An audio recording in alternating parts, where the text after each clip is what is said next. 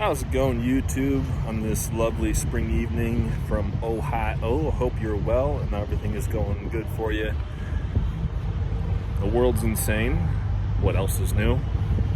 Just how insane it is subjective to each individual person, but even though I spend most of my time on the road, largely disconnected from society, interpersonal relationships, people in general, and a lot of the happenings and goings on, because I've got a very small social media footprint, I still nevertheless try to stay at least somewhat within the same solar system as what is happening in different parts of the world, different parts of the nation.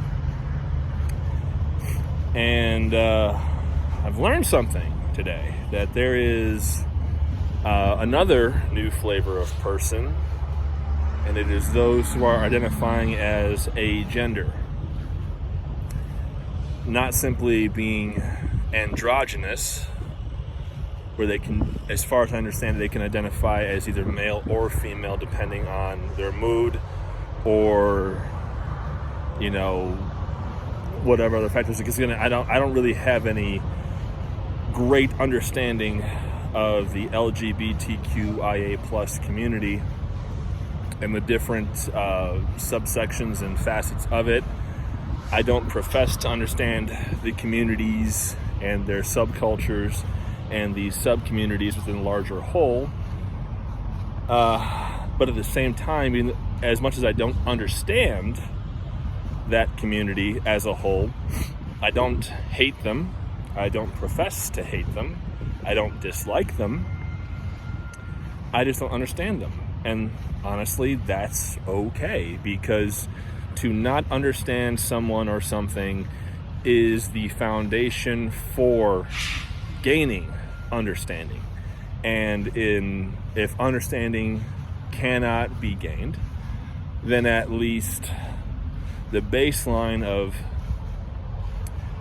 showing each other due respect from one human being to another, if that's all there is, that's good enough. And I'm okay with that. So, anyway, where am I talking about? I'm talking about androgynous and agender. Now, I knew about androgyny. Seen a few dating profiles from some folks who identified as androgynous. But agender, that's new to me. And apparently, to become agender, to truly become agender, a person goes through a surgical procedure. There's actual technical terms for it. I think it's either nullification or it falls under nullification. But anyway, something to do with nullification. And that is where they remove, through surgery, they remove the physical identifiers of their birth sex. Now, I said sex, not gender, because gender is a mental construct. It is a sociological archetype, I suppose, that is subjective and depends entirely on the person, the individual person, what they wish to identify as, whether it's male, female, Apache helicopter, like the old memes were several years back, or whatever. Sex, however, is a biological fact. It's binary. There is male, there is female, that is sex. That's just the way it is. That's science. And that has yet to be thoroughly refuted, even though some folks are trying their very hardest to refute it, but it's still scientific fact. You pop out of the womb and you're one or the other. Well, except for hermaphrodites, but that's a totally different subject entirely. Anyway, agender people, or people who become agendered, if that's correctly, I'm saying that's the correct way, they go through a surgical procedure that removes their genitalia. So they essentially just have a smooth curve from their abdomen down through their groin, and that's it. No identifying physical traits of male or female. Okay. And where I came across this was that there's someone I follow on Instagram who is my source, so to speak, for different sociological and societal and strange things. Posts about this on Instagram, and was referencing posts made by somebody else. This is linked 2 or 3 deep, about someone who, now again, I'm paraphrasing and remembering, so I'm not going to claim to be accurate here. Someone who had gone through trauma, some sort of abuse. I don't know exactly if it was, because again, it wasn't explicitly stated that this person suffered a form of assault, whether it was Romeo, Alpha, Papa, Echo, or if it was some other form of physical abuse or trauma. I don't know. I have no evidence to substantiate. I have no claims to validate. This is what I saw. This is what I'm repeating, and I'm doing it very poorly, so I'll do my best to be as accurate as possible out of respect to the original poster and the people who linked it, and it eventually got to my feed. This person went through a trauma, and instead of seeking mental health care in order to work through the trauma and remain, what they were before, they decided the best course of action for themselves, for their personal health and well-being, was to become agender, and then go through the surgical process to actually manifest that in a physical fashion by removing their identifying genitalia. Okay? Now again, I don't understand that. It does not compute to me at all. It is beyond my ability to grasp, and I will try to explain why. First and foremost, I have never experienced a trauma that severe in my life ever that would have caused me to even consider so radical a personal transformation in a physical fashion. That's number one. Number two, I am the enemy, so to speak. I am a white, cisgendered male, to use the West Coast liberal ideological labeling conventions. That is what I am. That is what I will always be. That is not simply what I have chosen to be. It's who I am. I am set in that ideology. I am set in that way. And I see no need, reason, or anything else to alter that in any capacity. I am who I am. That is who I am. That is who I will be. I am the enemy, as it were, because I am all the wrong labels. White, cisgendered male. But I'm a trucker, so I'm everyone's friend because I bring things to the grocery store shelves. So, you can't hate me too much. You can hate me, I suppose, but you can't hate what I do, because you need what I do, because you're not doing it yourself. At least for now, right? I'm sorry, that's pretty poor taste, but I don't care. I really don't care. If you can't laugh at that, fine, whatever. You're part of the problem. Have fun. Anyway, again, to get back on track here, I don't understand the LGBTQIA plus community, but I don't hate them, I don't dislike them, I don't despise them, I don't understand them. And I don't understand at all the necessity of becoming a gender in order to combat a past trauma. Is it for attention? I don't know. Is it because someone believes that they were violated so thoroughly that the ultimate form of self-preservation is to completely eliminate anything that reminds them of what they were in their quote-unquote weaker state that enabled the perpetrator who assaulted them to conduct the initial assault, the original assault in the first place? I don't know. I do not know. I can only guess. I can only speculate. And that's all I have to go on, just guesswork and speculation. Am I right? Maybe. Am I wrong? Maybe. I don't know. But it's yet another cultural symptom and a sign of how off the rails things have become. Because there are different sections, of course, of the internet. You know, you've got feminist culture, you've got masculinist culture, you've got the manosphere, you got the femisphere, you've got the theosphere, you've got the alphabet community spheres, you've got the different political spheres, and you've got the subgenre spheres of all of the above. You've got the people who just don't care. You've got people who do care way too much about whatever. You know, it's all over the map. In some cases, for good. In other cases, not so much. Now, why I'm yammering about this in the first place? It's not only because I don't understand it, but it's because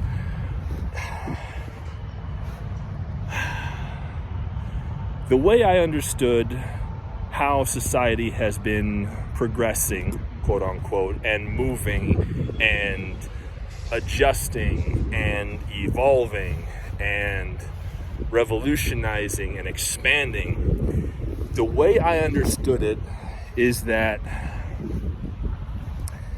the purpose was to actually not simply become inclusive, not simply to get rid of a lot of the bad isms out there, which need to be gotten rid of in a lot of ways, depending on who you are, what your beliefs are. But it was supposed to be for our collective good. That's how I understood it. That's how my understanding of the whole situation developed. But now what I'm seeing is, instead of the communities coming together in a grand conglomeration to collectively advance our society, all we are doing is setting up our territories, demarcating our boundaries, and establishing that this is where we stand. This is what we are. This is where we are. And if you wish to cross our border, you must identify with us, or you must bend the knee to what we stand for. And frankly, at a societal and a cultural level, that is not healthy. That is not progress. And that is not going to steer us well into the future. It is going to steer us very poorly into a very unfun, very near reality. Now, you can disagree with me all you want. Okay, that's fine. That's your opinion. That's your prerogative. That is your freedom to do so. However, I'm on the road a lot. I'm around truckers a lot. I see and I hear how truckers are. And truckers are their own special breed of community, because not only are we doing one of the hardest jobs in the US or in North America in general, that is giving up our lives in some respects in order to move the freight and the goods that underpin our collective nation, and not only the United States, but also Canada and Mexico, as well as the goods that come in from overseas. Not only do we do that voluntarily, but we are also scorned, looked down upon, frowned upon, disliked, some cases, unfortunately, for all the right reasons, other cases for all the wrong reasons. And as a result, we've become kind of our own strange little homogeny of old school thought, because the road is the safest place for these thoughts, because it's pretty hard to persecute somebody for having what, quote unquote, the wrong thoughts. We're moving at 70 miles an hour down the interstate. And if you get in their way at the wrong moment, well, you're not going to have a good day. They'll be okay. You won't. That's just, there's no two ways about it. Try to interrupt me, for example, at the worst possible moment while I'm doing 70 down the interstate, and you're not going home that night. You're going to a box, because that's all we're going to be able to find of you after my truck hits you, because it's at minimum 33,000 pounds empty and fully loaded up to 80,000 pounds. You don't want that meeting your face at 70 miles an hour, because you will not have a good day. Which is why it's very difficult to persecute truckers. It's also difficult to persecute us because we're the ones willing to do the job. I don't see a whole lot of the LGBTQIA plus community on the road. Now, granted, there are some folks out there who are part of those communities, and my hat's off to them, because they're my colleagues. They're my comrades in arms. They are the ones who are helping me to do the work. Again, I don't have any dislike or hatred for any member of these communities, because at the end of the day, they show me due respect as a fellow human being. I'm going to give it right back to you. If you fail to show me that respect, if you disrespect me, all right, well, I'm not going to hate you. I'm not going to like you. And that is, again, my prerogative as a human being. If you want to dislike me, I can dislike you right back. Anyway, I'm digressing horribly here. Orange cream, delicious. Anyway, so I don't understand where we're at, because we're so busy willingly dividing ourselves that it's going to be that much harder for us to come together when the chips are down. And that's what I see as the real problem here, is that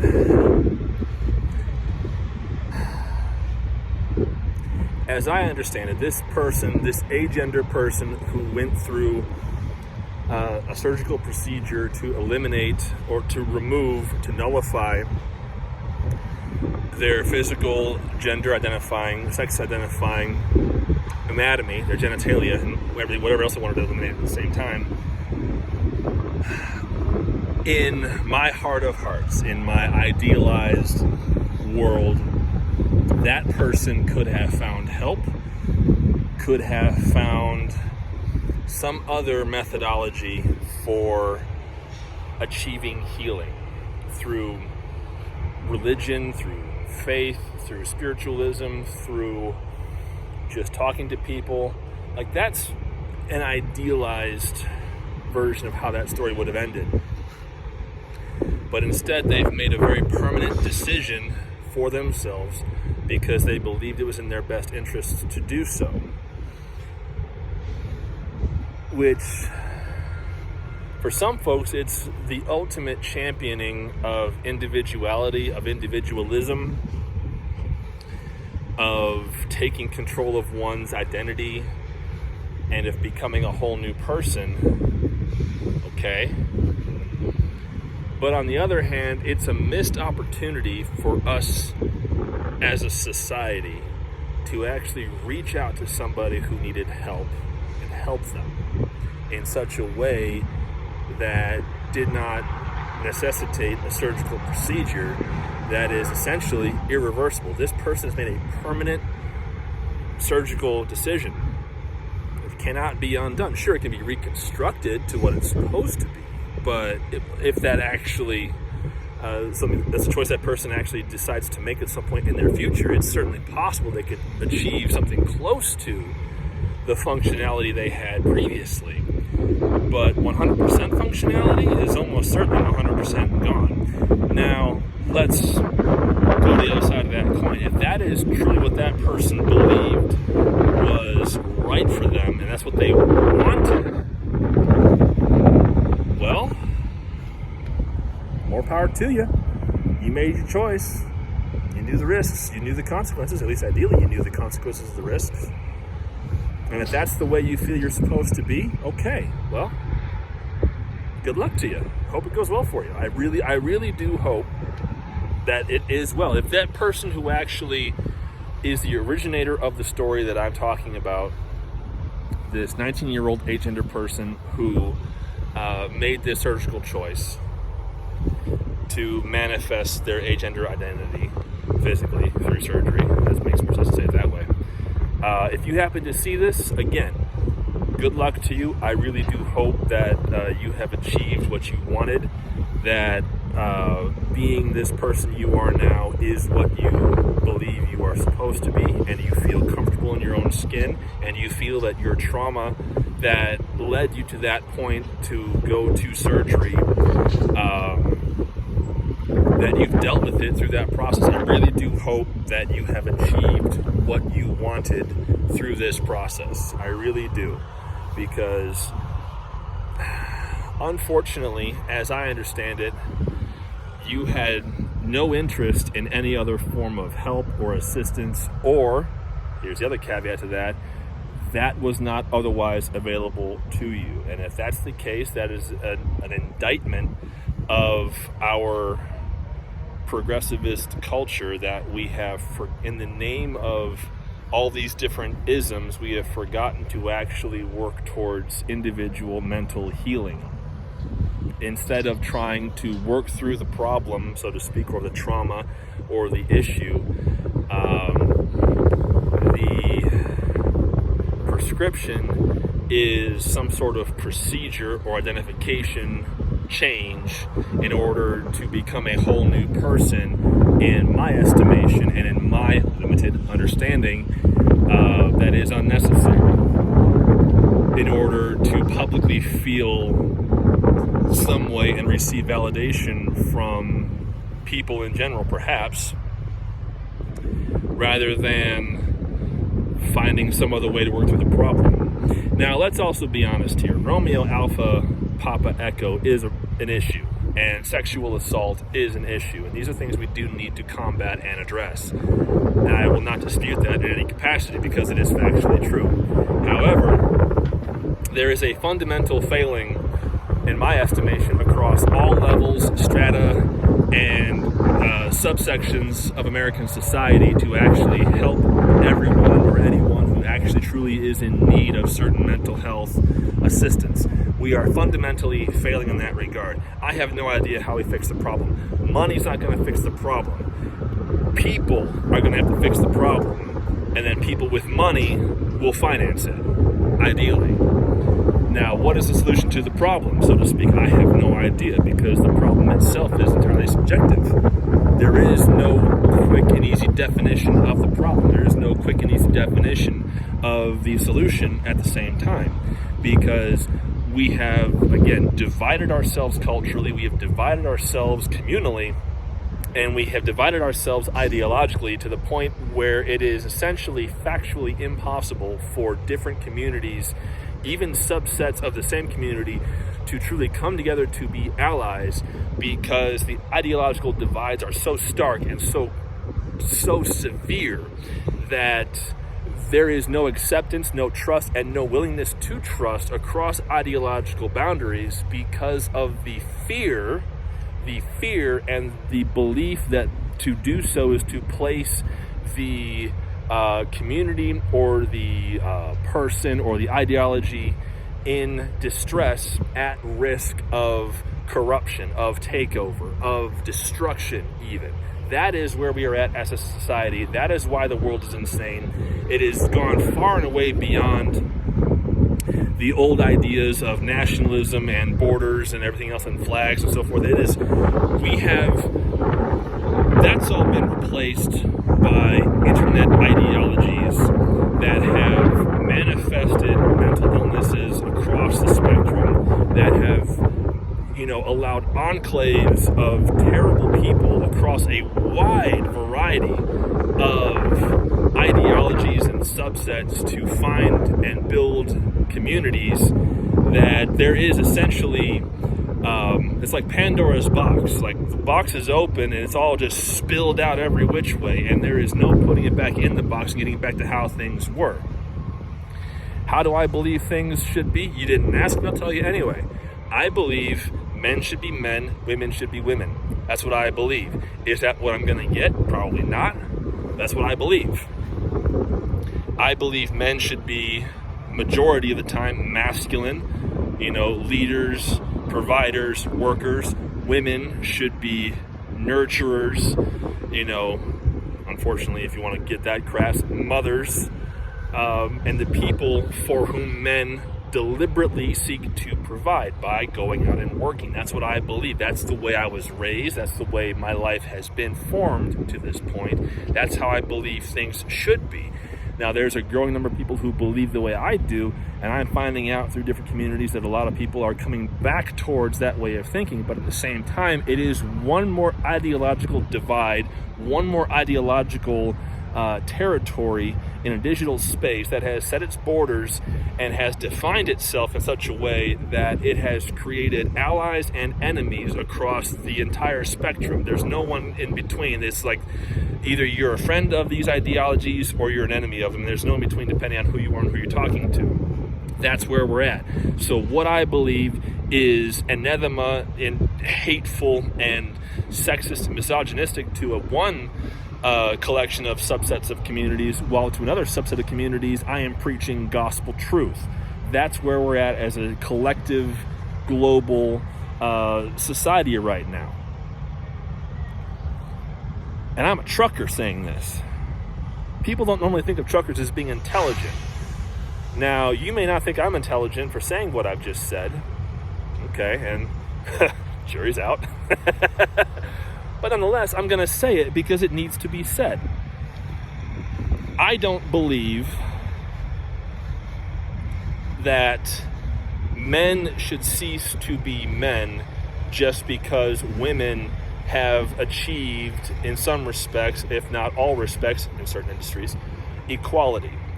Men and women have always been equal, in my estimation. It's just that they are in a symbiotic state of equality, whereas there are things men can do, women cannot do. There are things women can do, men cannot do. In very few cases, in very few elements, there is actual crossover, and mostly that is in terms of emotionalism, emotionality, mental makeup. That's where those elements of crossover can happen the most. Like, for example, men can be feminine, they can be in touch with their feminine sides. That's not wrong. Women can be masculine or be more in touch with the masculine side. That is also not wrong. But in my opinion, when men veer too far into the feminine and women veer too far into the masculine, that's where we have these elements of conflict that prevent men from being men, women from being women. And that's where we get more ideological and cultural divide. But leaving that aside for the moment, to again come back to this agender person, it is one more subset manifestation of what used to be completely abnormal and exclusively the purview of science fiction, that for me to begin seeing it made manifest either anecdotally or factually through internet-based evidence, which of course is suspect because it's the internet, nothing is true until it's actually proven on hard copy, it blows my mind. Because I am seeing things from Star Trek that were script ideas and story concepts from, 1990. In 2022, they are now factual reality. Which, on the one hand, it's extraordinary. On the other hand, it's like, what in the world are we doing? And why are we doing it this way? How have things become the way that they are? Now, everyone who watches this will have their own answer to that question. Some of you will agree, some of you won't. However, it is what it is. But at the end of the day, no matter how insane the world gets, no matter how insane you think the world is, no matter how completely ridiculous you feel things get, there is one element, in my opinion, that may be shared by others, that bridges all divides, that bridges all gaps, and crosses all borders and boundaries of ideology, creed, and nationalism, or whatever else, and that is, very simply, respect. If this agender person were to come up to me tomorrow morning at the truck stop, at my next pickup, whatever, hello, how are you? How are you doing today? Is everything fine? How are you? I'm happy to talk to that person. I'm happy to show that person their due respect as my fellow human being. I don't have to agree with that person's lifestyle or their choices or their beliefs or how they believe the world should be. It is only incumbent upon me to show them their due respect as my fellow human being. And it is on that person to then extend to me that same respect. And at the end of the day, if that is the only exchange where we can agree upon respect from me to that person and from that person to me, honestly, that's good enough. I'm okay with that. The question is, are you? Certainly hope so.